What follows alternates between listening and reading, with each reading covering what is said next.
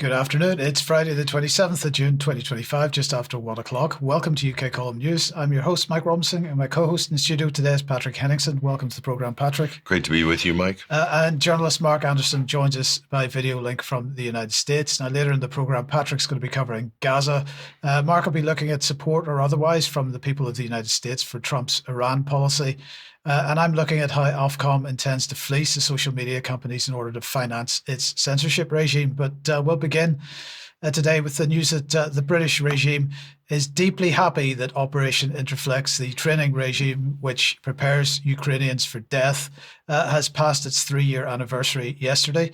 More than 56,000 Ukrainian soldiers have been trained by the UK and 13 partner nations, which I suppose is a drop in the ocean compared to the number of Ukrainian casualties, I'll admit. But when we take into account that Operation Interflex focuses on equipping trainees with battlefield essentials such as basic infantry course, leadership training and instructor courses, in fact, the devastating effect of this training is probably much wider once the graduates return to Ukraine, Patrick.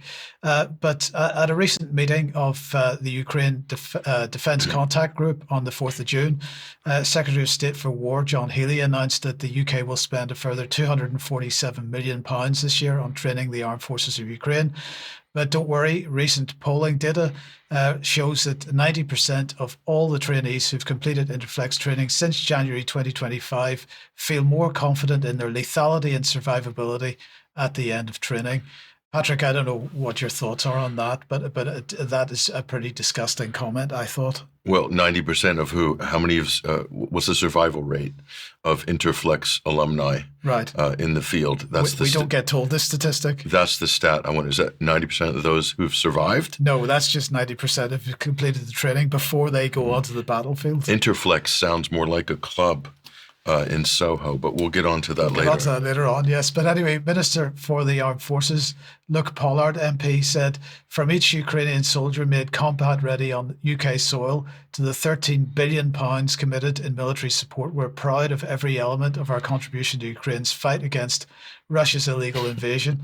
Must be very proud. But in the meantime, the UK is going to boost Ukraine's air defence with 350 missiles using funds seized from Russian assets. And this is, as they say, going to help protect Ukrainians from Putin's attacks. So these are ASRAAM missiles, which are going to be fired using the Raven ground-based air defence system supplied by the UK to Ukraine, with 5 more Raven systems due for delivery very soon. And that brings the total to 13, perhaps a useful number for them there. But anyway, initially, this was used as air-to-air missiles fired from fighter jets, but RAF engineers have adapted these missiles in just 3 months to be launched from the back of a UK-designed and built truck. Similar to vaccines, they seem to be able to redesign these things very quickly. But anyway, working with a British defence industry team from MBDA UK, in Bolton. Now let's just have a brief look at the Ministry of Defence promo video for Raven, or at least part of it. Good afternoon, my name's Ollie Todd from Task Force Kindred, and I'd like to introduce you to the Raven air defence system. This is an air defence system which was generated in 2022. We went from concept to delivery of a capability within 3 months. It's an amazing system which combines the HMT 600 Supercat vehicle with an advanced short-range air-to-air missile, the ASRAAM missile, which has turned it into one of the most effective short-range air defence systems in use in Ukraine at the moment. The system is built upon a HMT 600, which is a high-mobility 6x6 all-terrain vehicle, with a bespoke mount built on it to fit 2 ASRAAM missiles, which sit on rails that we have taken from older and out-of-service Hawk, Jaguar and Tornado aircraft. The system can be deployed very quickly, the missiles can be moved into position and can engage targets as required as quickly as possible. The system can be operated from both inside the cab as well as remoted to up to 50 metres away from the vehicle, giving great flexibility for the operator whether they want to be in the vehicle or away from it. The system uses a gamepad type controller so that they can identify track and then switch from the seeker on the roof of the vehicle to the seeker onto the missile, allowing it to engage quickly. The operator can then switch to a secondary target and engage that as required. So far, we've sent over 400 missiles to Ukraine, and they've conducted over 400 engagements, which we understand with a success rate of over 70%. It's been very effective against drones, cruise missiles, and could also engage aircraft and helicopters.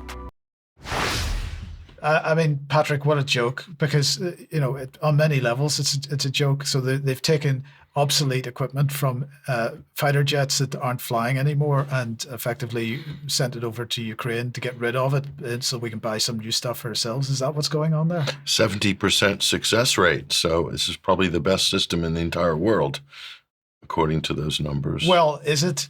Because in a speech a few days ago, Vladimir Putin announced that Russia will focus in particular on the nuclear triad. The strategic missile forces will be equipped with the latest YAR systems, and the aviation component of the strategic nuclear forces will be reinforced with upgraded Tu-160M missile carriers this year.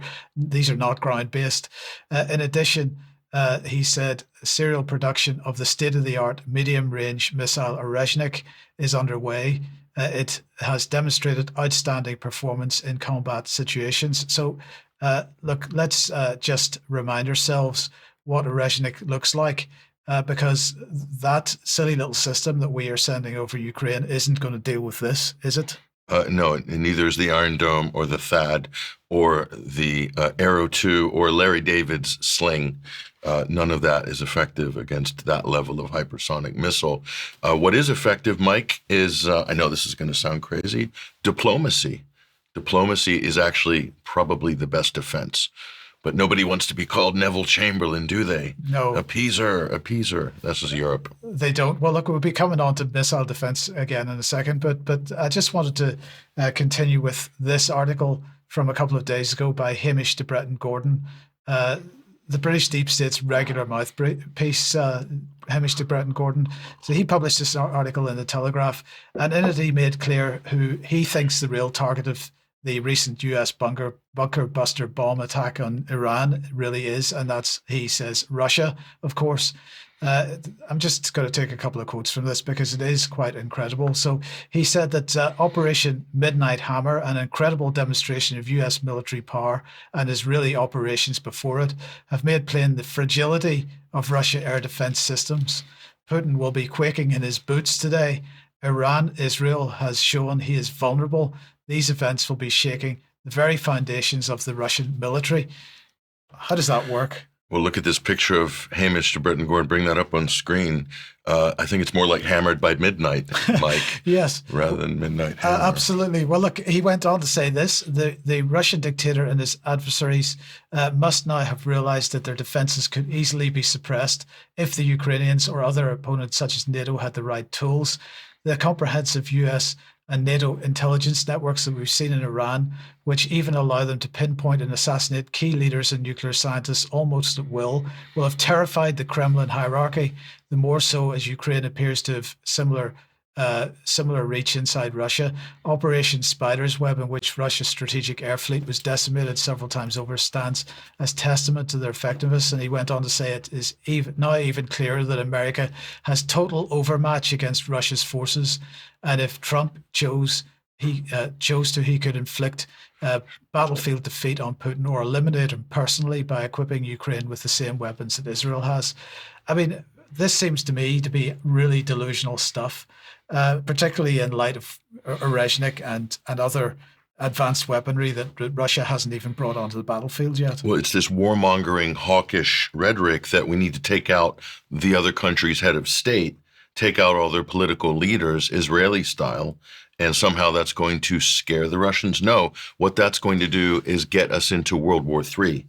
Because if Russia or any other nuclear armed state believes they're existentially at threat, who knows, they might engage in a preemptive nuclear strike if this is the way warfare is going to go. Nobody wants to talk to each other. They think that, this can only be settled by lethal force. You're dealing with nuclear powers here. Yes, and we seem to be doing our best to convince them that they have no other alternative. That's the rhetoric we're hearing. It's completely insane.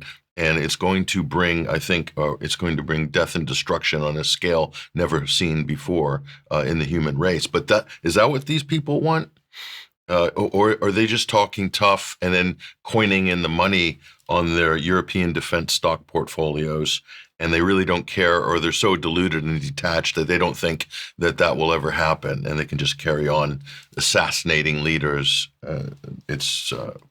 Yeah, it's hard to know what to say about it. But anyway, on Wednesday, we were briefly talking about the NATO summit, which of course was shortened because Trump wanted it shortened apparently. But Daddy wanted a shorter program. Yes. But you've got more on that now for us. Yeah, well, here's the conference here, Mike. I mean, you just take a look at it. Big production. Obviously, they wanted to impress Donald, so they pulled out all the stops on the event there.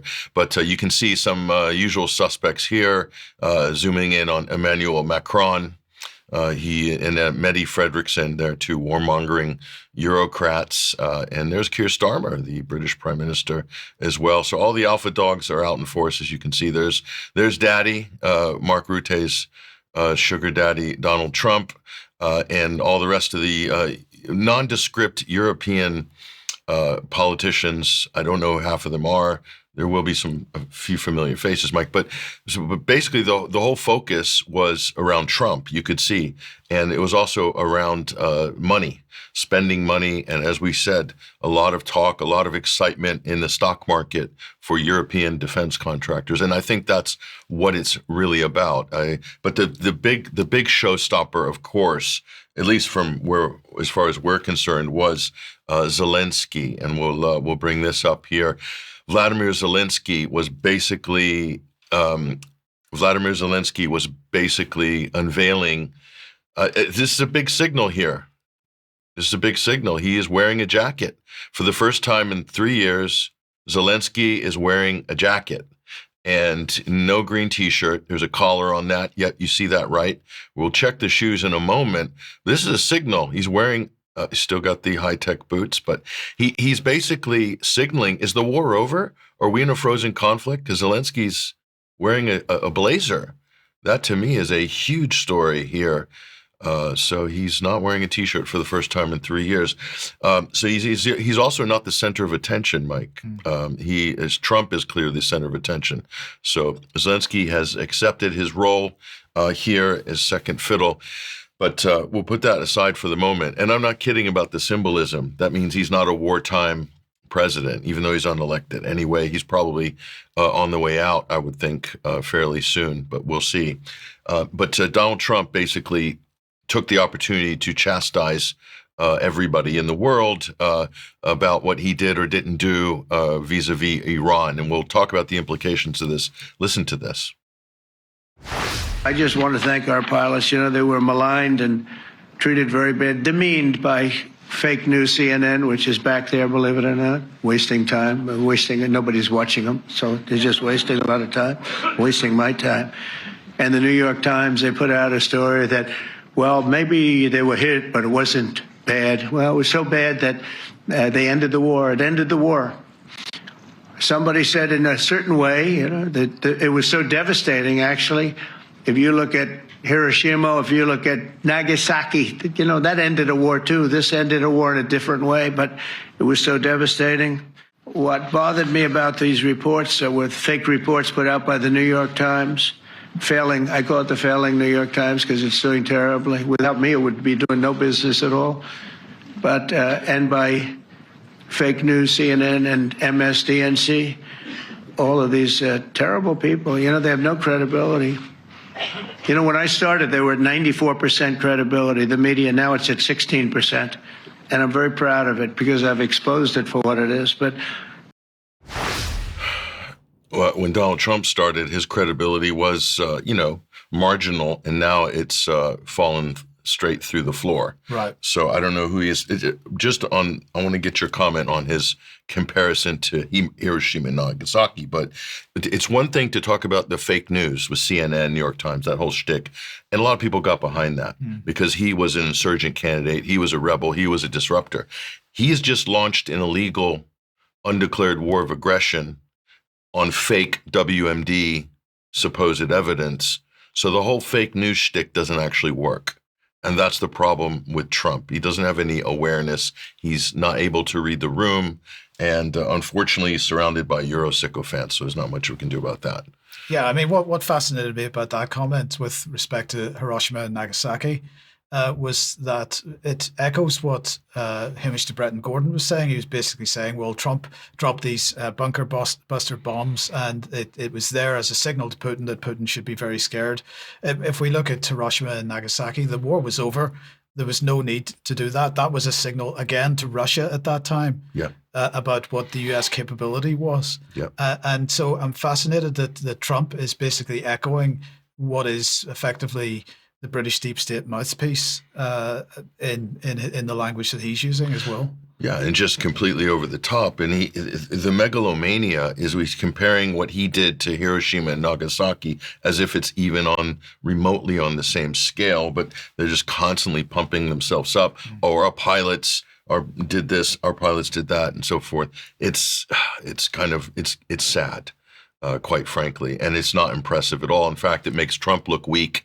And of course, we know that Trump has been taking orders from Benjamin Netanyahu, an American president subservient to a leader who's indicted in the International Criminal Court for war crimes and who's lording over the size of a country, the size of New Jersey, that is basically falling to pieces. That's how strong Donald Trump is. But here's his defense secretary, Pete Hegseth, the most underqualified cabinet member in the history of the United States, Fox and Friends weekend host, suddenly becomes defense secretary. It's a Horatio Alger story for rags to riches for the generations. But here's Hegseth, again, attacking the media and basically poo-pooing any accusations that they didn't completely obliterate Iran's nuclear facilities.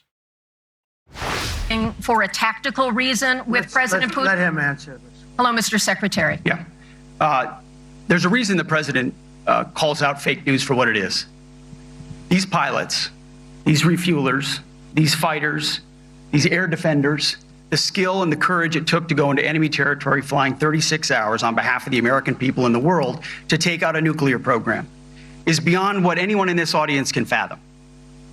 And then the instinct of CNN, the instinct of the New York Times is to try to find a way to spin it for their own political reasons to try to hurt President Trump or our country. They don't care what the troops think. They don't care what the world thinks. They want to spin it to try to make him look bad based on a leak. Of course, we've all seen plenty of leakers. And what do leakers do? They have agendas. And what do? Do they share the whole information or just the part that they want to introduce? And when they introduce that preliminary report that's deemed to be a low assessment, you know what a low assessment means? Low confidence in the data in that report. And why is there low confidence? Because all of the evidence of what was just bombed by 12 30,000-pound bombs is buried under a mountain, devastated and obliterated. So if you want to make an assessment of what happened at Fordo, you better get a big shovel and go really deep, because Iran's nuclear program is obliterated. And somebody somewhere is trying to leak something to say, oh, with low confidence, we think maybe it's moderate.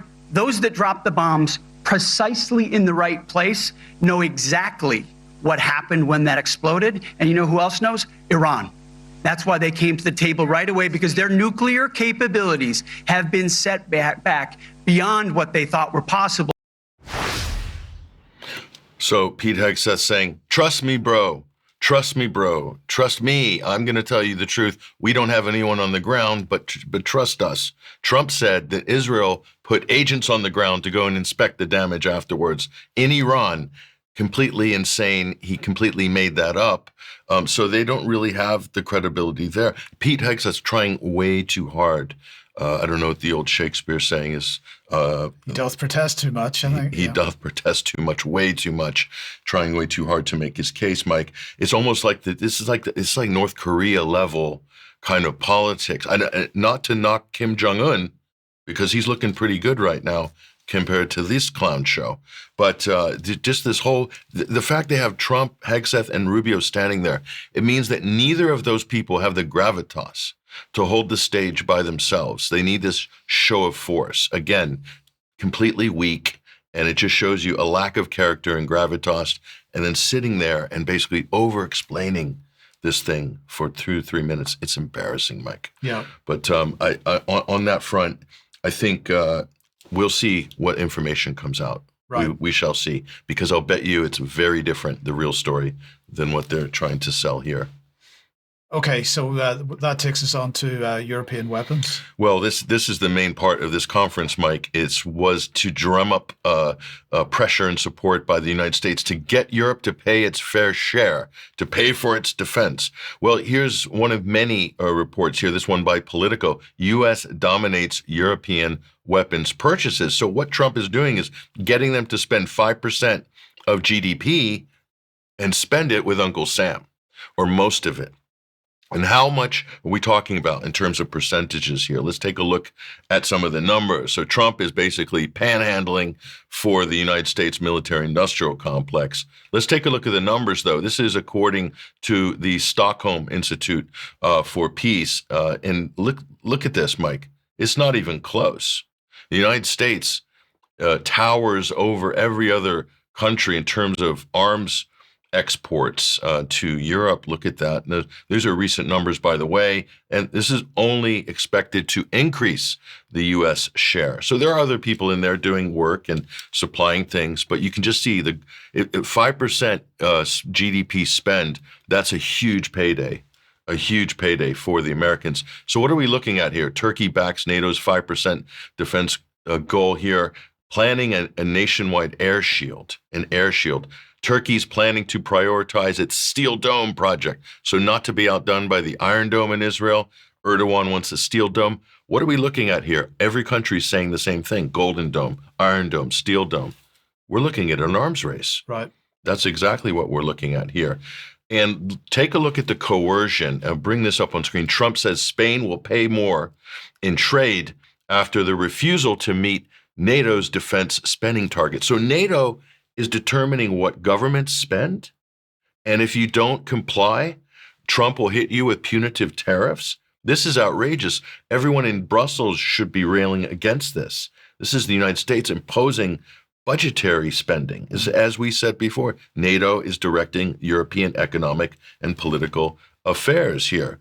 And we'll bring on screen here, this is Professor Carlo Massala from the Bundeswehr University here. And look at what he says.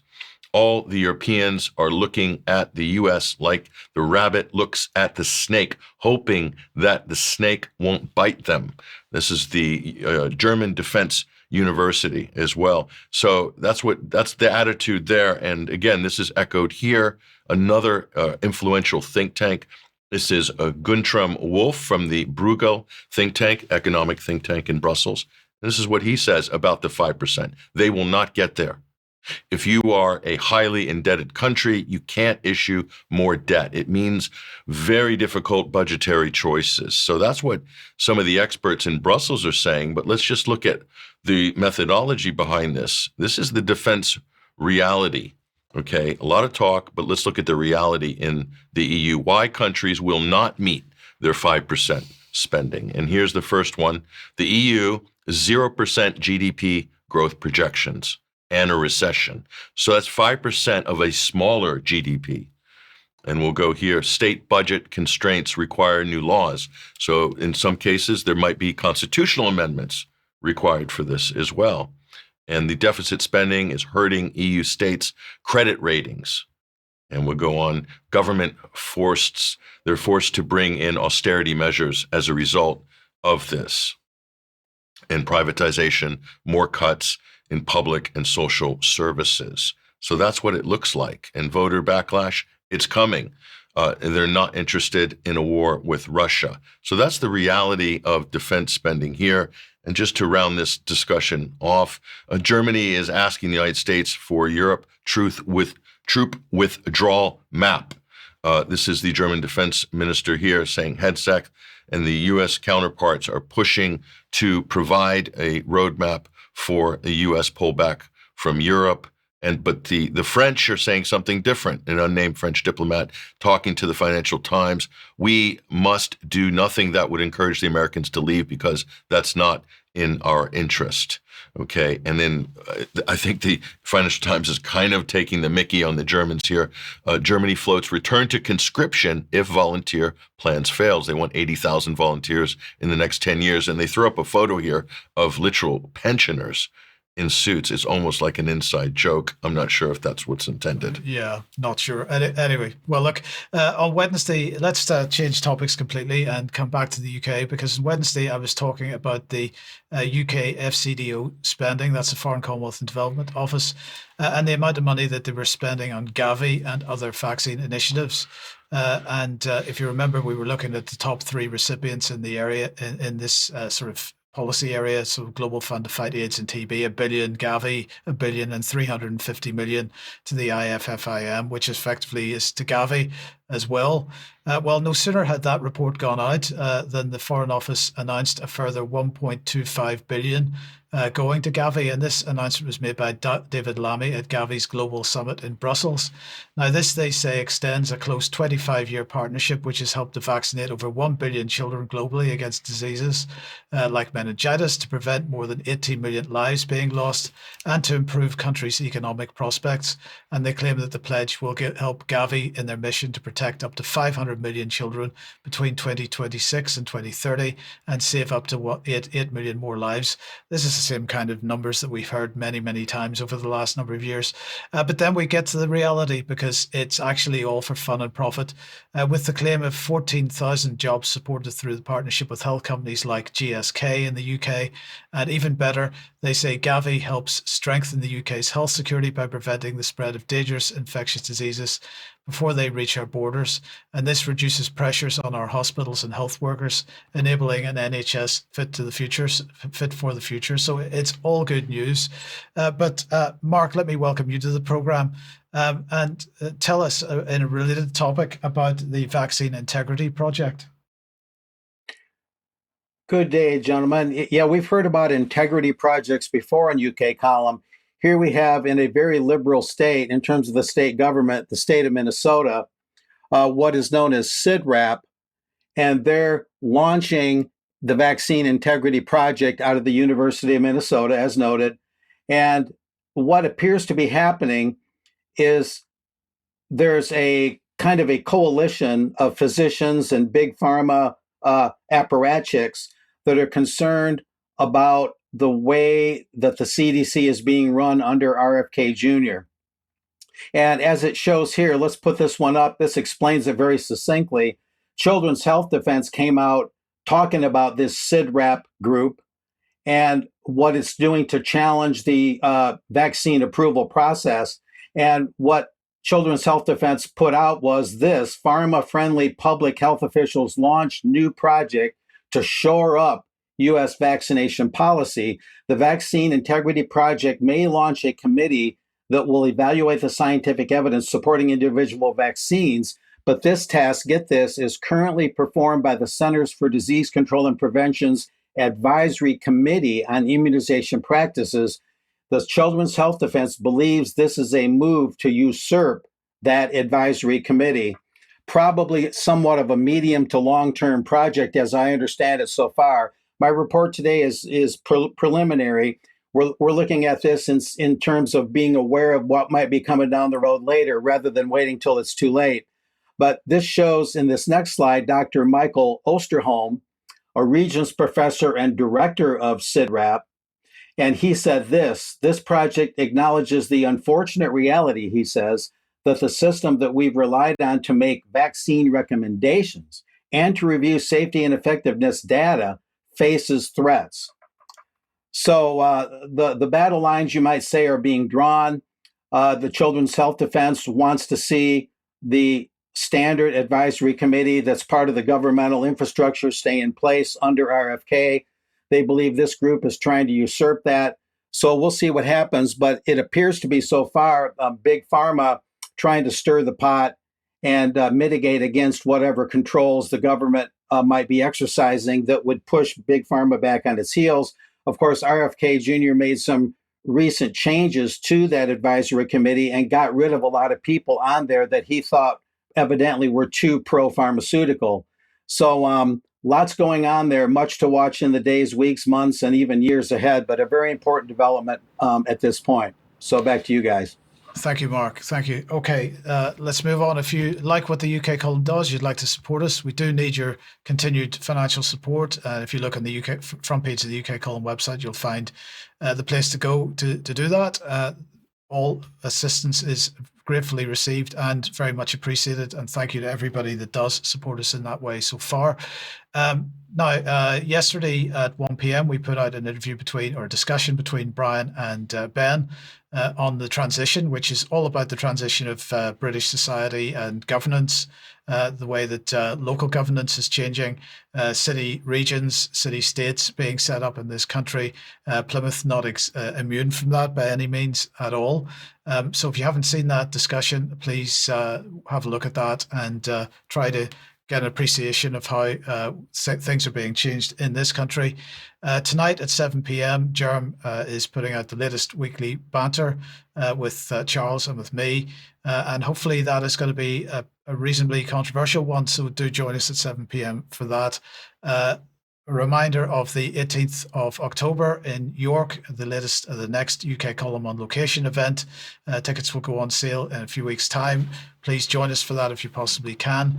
And finally, Sounds Beautiful then is taking place as we speak. And once this news program is over, Patrick and I will be whizzing down the road along with Kenny to meet everybody there. We're looking forward to it. The weather is very pleasant, so we should be having a good time over this weekend.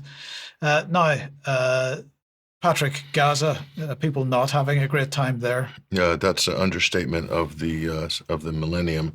Unfortunately, we have to report on this as all eyes were on Iran. All eyes were on what was going on with the U.S. and Iran and Israel. Everyone took their attention off of Gaza, and what has come out in the last couple of weeks, especially in the last 7 days, is beyond horrific. And we'll start with this very important report here, and this is up at 21stcenturywire.com. And what we're doing is serializing highlights from the Harvard report. This is from the Harvard Dataverse, the hidden numbers behind Gaza's real death toll. Now, the numbers being bandied about, Mike, you're probably familiar with 60,000 dead in Gaza, something along those lines here. What we found here, the grim arithmetic IDF data reveals 377,000 Palestinians are, quote, unaccounted for, i.e. dead or missing. 377,000. Okay, this is, by these numbers, we're looking at a Holocaust here, and we don't say that lightly or casually. The report unequivocally demonstrates that the Gaza Humanitarian Foundation, this organization we exposed a couple of weeks ago, compounds, they were strategically placed and built to be inaccessible to most, particularly to the 1 million residents of Gaza City, hence the riots for food, cut off by the Netzarim corridor. This is by design. They're partitioning Gaza. The United States and Israel are doing this in concert here. And the current system fails to support the 1.85 million accounted for, let alone the 377,000 missing Palestinians in the Gaza Strip here. Let's take a look at some video footage of shooting where people are starving people, cut off with food and aid and water by Israel, okay? And they're going to collect food at these feeding points, the U.S. and Israel call them, and they're being shot at. Hundreds of people have been killed trying to feed themselves and their families. Take a look at this.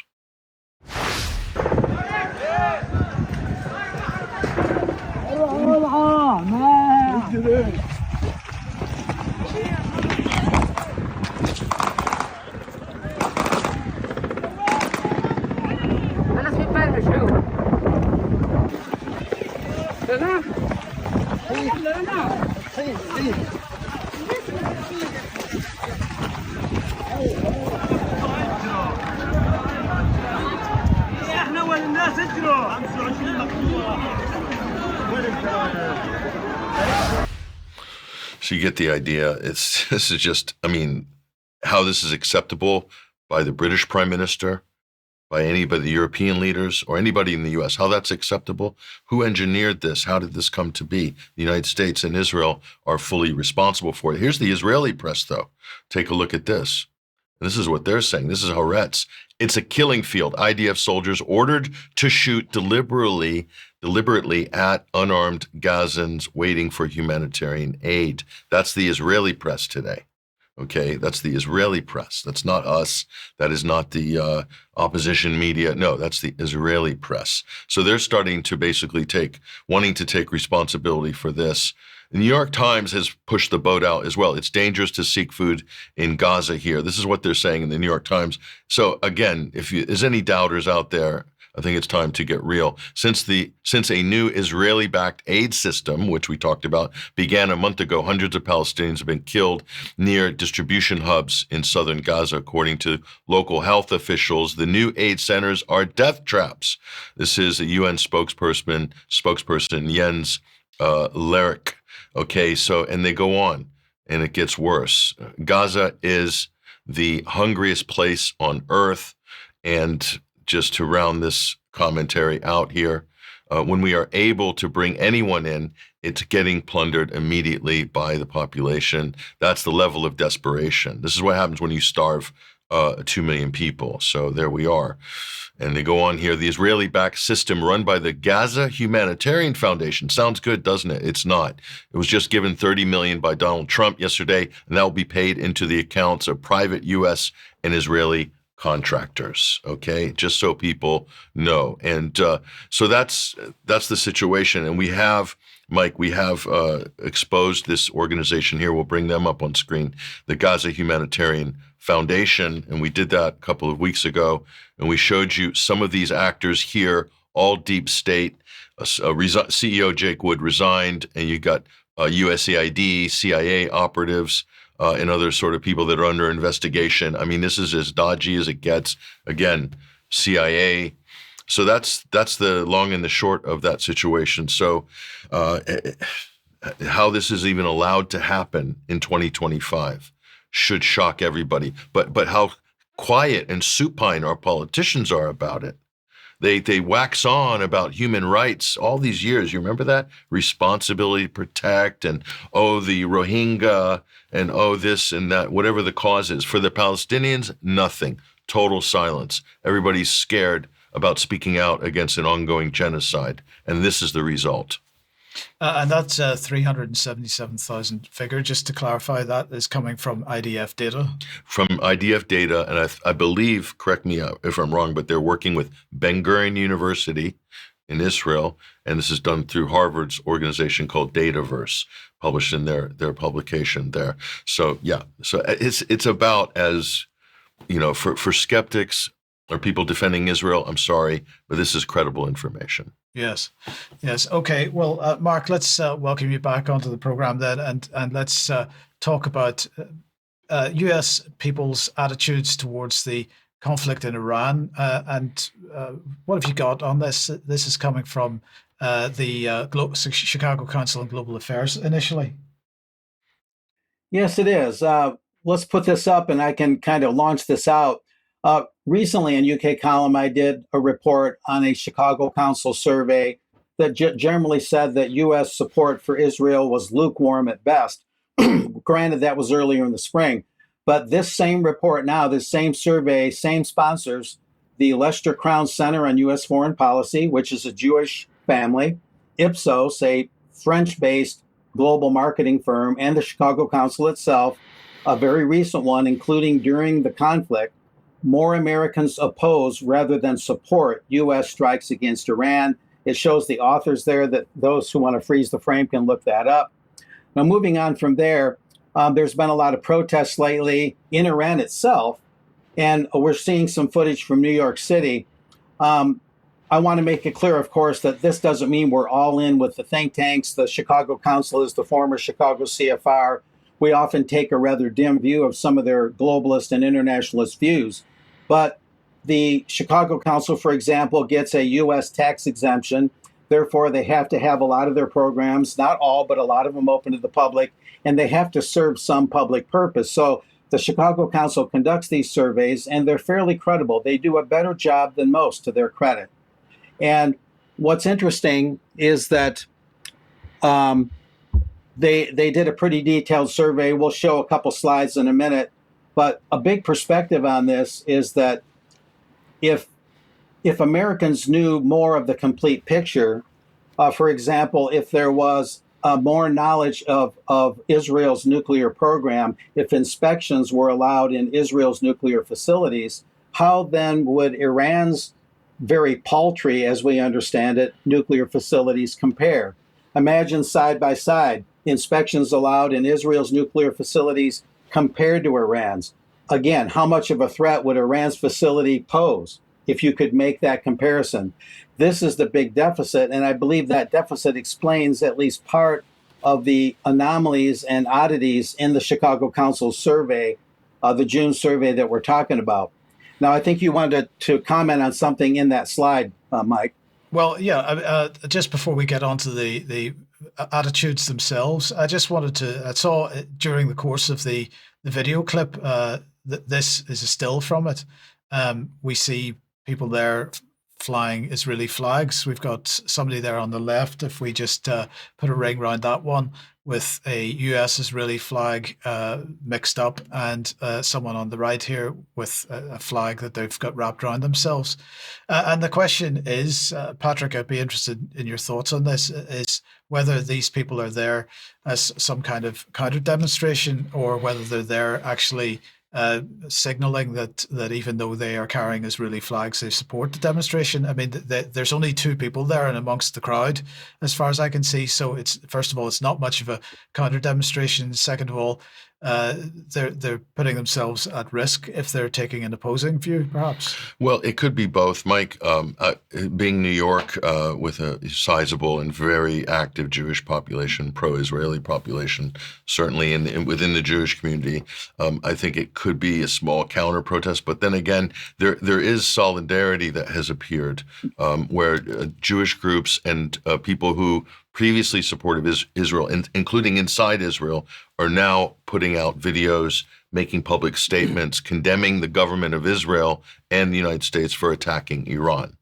So there's some solidarity coming together that looks like a bona fide, real anti-war, universal sort of effort. And that only stands to reason because Israel's never got a taste of their own medicine, so to speak. I'm talking about the public. They've never been themselves meaningfully attacked, not in the way that they have leveled all the countries around them, like Lebanon, like the Palestinian occupied territories, Syria, etc. They've never had to face that themselves, and now they've gone out and hit Iran. Iran struck back, and I think it's a wake up, a big wake up, a big epiphany for a lot of people, and Jewish Americans, Israelis. They see how the tide of public opinion is turning against Israel and also turning against Trump. As well. A lot of his supporters have basically forsaken MAGA because of this. It goes against every single principle he campaigned on, of course. So that's what I think is. You're going to see more of this. I think more of this. Yes. Okay. And Mark, so what do you think people's attitudes are then with respect to Israel, Iran, and U.S. involvement in that? Well, according to the survey, and this is an interesting one. The phenomenon of what's going on, it lacks a galvanizing Pearl Harbor, Havana Harbor 9/11 event that would tripwire the U.S. into this fervent patriotic war alongside its greatest ally in the Middle East, Israel. It lacks that drama, that spark. So this slide here from the Chicago Council's most recent survey gives some insight. Those that oppose the strikes, talking about them before they happened and afterwards, the numbers of them were higher than those that favored them. See, the dark lines are those that favored before the strikes, and the numbers are a little higher after the strikes in terms of those that favored them. Those that opposed them were higher to begin with, both before and after the strikes. And one thing that's throughout this survey is there's a lot of people, moderate and sometimes high numbers, that say, I don't know enough to say, I don't know enough to form an opinion. My take on that initially, guys, is that if they would read, ironically, the Israeli media, they would learn a little bit more. You learn a lot when you read the Jewish press, that's for sure. And sometimes they do come out against Netanyahu's government to a degree. They put out some reality. But beyond being misinformed by the Western media, I think a lot of this is just that there's never been, as I alluded to, a actual substantive, published, reported inspection of Israel's nuclear facilities. And if people knew more about Israel's nuclear arsenal, just like if they knew more about what happened with the USS Liberty and Israel deliberately attacking that U.S. ship in '67, that being a bellwether event that would bring peace rather than war, if these things were more widely and commonly known, these kind of surveys would show I believe, very remarkable results, and the Israeli state would lose a lot of its credibility. Because as I alluded to a couple minutes ago, imagine if we knew the full range of Israel's nuclear arsenal and put that up alongside Iran's. Suddenly, Iran's would look so insignificant and inconsequential by comparison. But moving on, there's a couple other slides we can just take a very quick look at. People can freeze these to look at them for more detail. Were Israeli strikes justified? In the first column, in the justified column, those that answered justified, that is, again, we see that big Republican spike. The Democrats and independents much more lukewarm, or saying basically that, they're not justified, because in the unjustified column, we see the Democrats and the independents, the blue and the yellow, being higher, and of course the Republicans being lower. So the duopoly, the Republican wing of the overall establishment, the evangelical element within the Republican Party that we often talk about, is what puts this over the top. So moving on from there was also a recent additional survey by the Chicago Council, and we'll show this just briefly. This is back in April, mid-April, but even then, 6 in 10 Americans support U.S. participation in a nuclear agreement with Iran. So it was leaning toward, let's do agreements, let's do something approaching diplomacy, like what Patrick alluded to, rather than just leaping into kinetic war. And the rest of this kind of explains that U.S. policy toward Iranian nuclear development. To put it simply, continuing diplomatic efforts, the top set of 4 horizontal lines got the most response: continued diplomatic efforts. Then as you go down the totem pole, impose tighter economic sanctions. Again, no kinetic war, very high numbers. Down again, conduct cyber attacks against Iran's computer systems. And only when you went to the bottom of that long survey do you get now to conduct airstrikes, very moderate numbers, send U.S. troops, and so on. So over the course of the spring and the summer, there has not been any appreciable war fever in the United States, that's for sure. And it's becoming a very tough sell to just go in and arbitrarily bomb a neighboring country without a declaration of war, and even without any kind of bellwether event like a Pearl Harbor that would facilitate motivating the public to be all behind the war effort. Lastly, this last slide just recalls the third survey. The most recent 2 that I reported on today are in addition to one I did about 4 or 5 weeks ago in UK column, and that was more general. Americans are growing more divided on U.S. support for Israel. So all in all, the American people are not real highly motivated to get behind all of this, and it's an important trend to take a hard look at. Maybe you guys want to comment a little more, but it's very interesting, and I'll keep following this stuff as it goes along.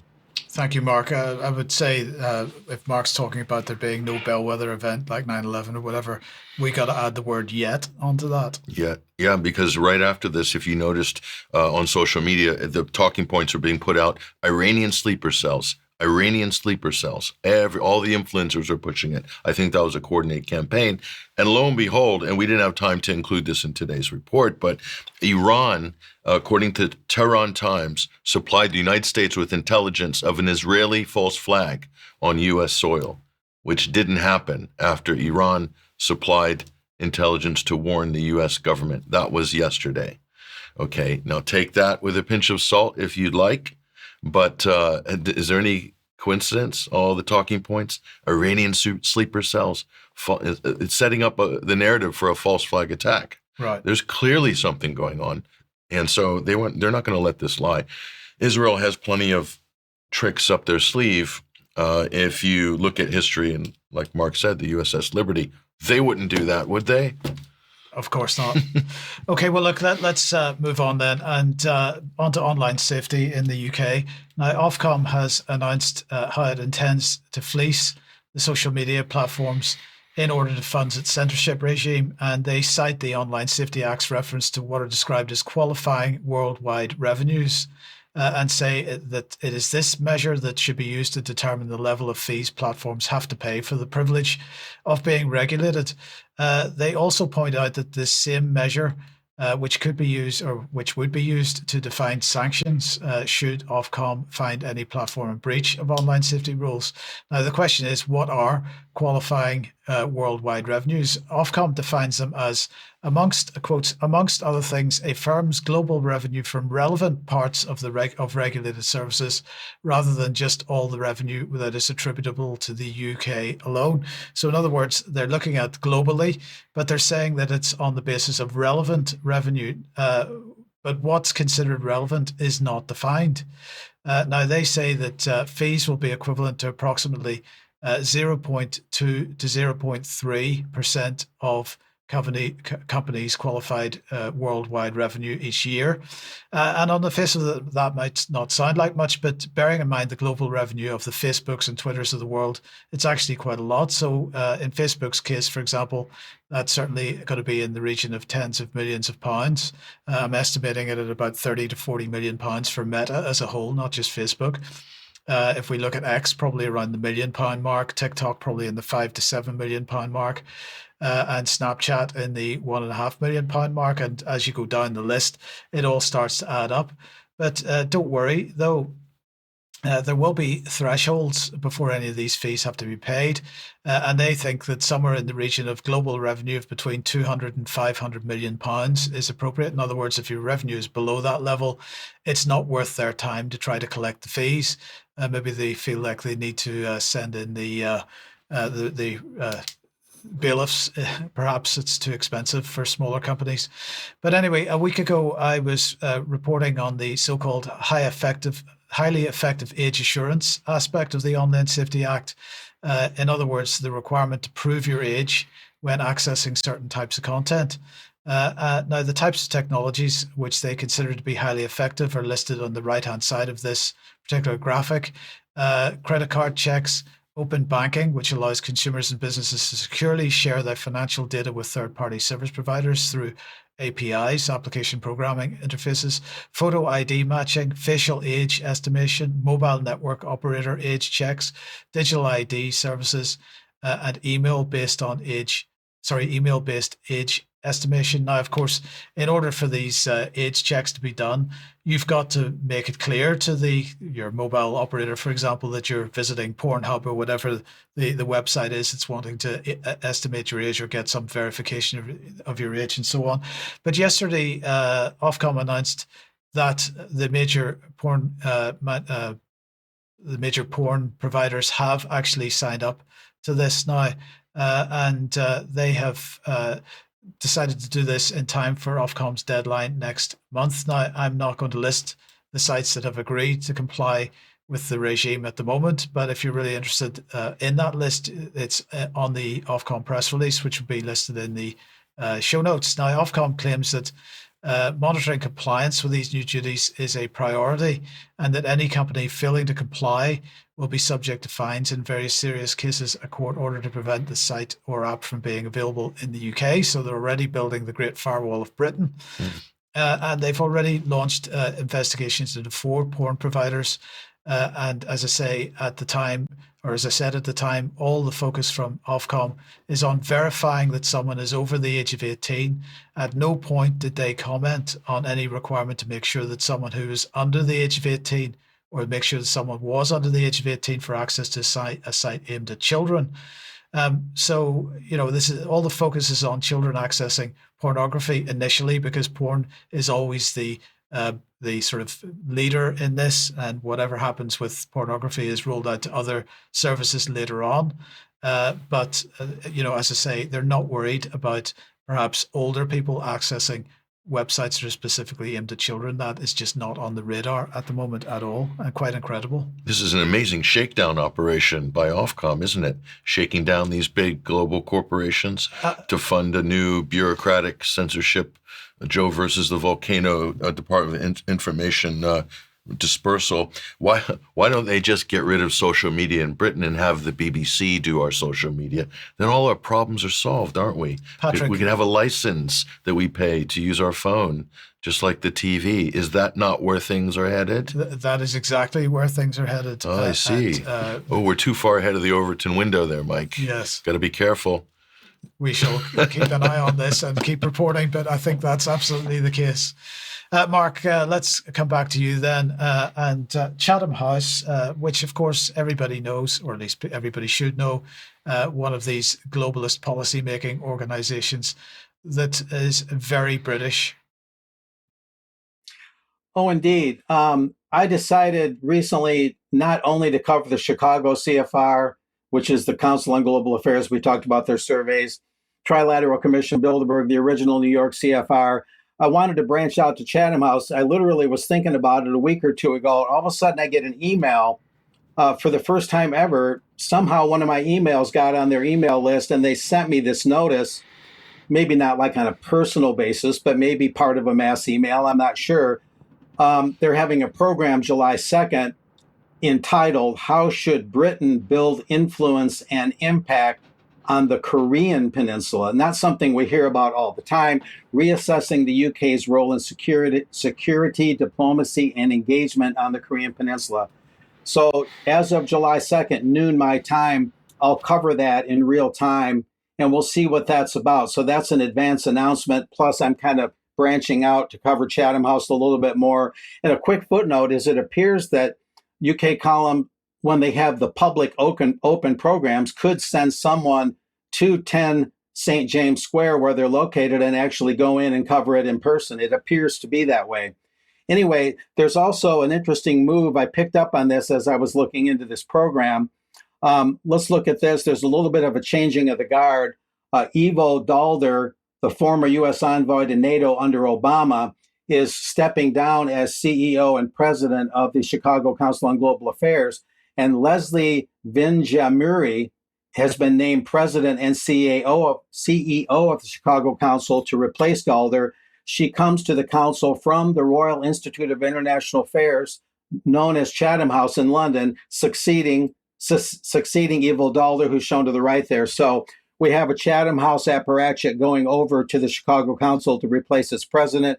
Here is the person doing the replacing, Leslie Vinjamuri, as Chicago's new global leader. She directs the U.S. and America's program and chairs the faculty of the Queen Elizabeth II Academy for Leadership in International Affairs at Chatham House. That's what she's been doing there. She's also a professor of international relations at SOAS University of London, and like many, a Council on Foreign Relations member. That's sort of a commonality. So as they're doing this program, there's this changing of the guard. It shows there's a very horizontal relationship between all these think tanks, revolving doors, the whole nine yards. And as we know, the main things the think tanks do is they form a bridge from plutocratic and financial interests into government by supplying the personnel, the study papers, in-depth studies, white papers, you name it, recommendations for government. That way, the main constituent of government is the plutocracy, not the people. That's the main function of these particular think tanks. But that's the latest of what's going on in think tank land, you might say. My question always is, Mark, why does the mainstream press never look deeper into these types of organizations and what they actually do, what the kinds of lobbying that they actually do is? It's amazing. And the Financial Times, the Chicago Tribune on my side of the pond, they collaborate with these think tanks. And we've talked about this before. There'll be a moderator at one of their discussions. They'll be part of a panel discussion, but they never actually step outside and objectively outside looking in and report on it. I've talked about before I went to an October 2017 program where Rasmussen, then head of NATO, was speaking in Chicago. The head of NATO speaking in Chicago. I was the only reporter there. Why? Why wasn't the Chicago Tribune there? Where's the Sun-Times? They're only there when they break bread with these people. They don't actually report on them, even though there's plenty of ample reasons to report. New people stepping down, or new people coming in, other people stepping down. That might get a little blurb, a little couple lines in the business section or something. But it's a strange phenomenon. It extends to Bilderberg. Reporters, they drop their journalistic integrity at the door. They leave it at the door. They go in, they collaborate, but they don't report. They're betraying the journalistic code, you might say. But I could go on, but it's a frustrating and sort of inexplicable thing at times. Yes. I know why. Okay. You don't want to bash your potential future employer. Well, everybody is a potential employer in the land of the press and think tanks and government. It's one big revolving carousel. That's why. Okay. Well, I'm sure we'll talk more about that in extra in a couple of minutes, amongst other things. We'll have a short extra today because we do need to hit the road. But join us in a few minutes if you're UK column member for extra. Otherwise, have a great weekend. We will be back on Monday at 1 p.m. See you then. Bye-bye.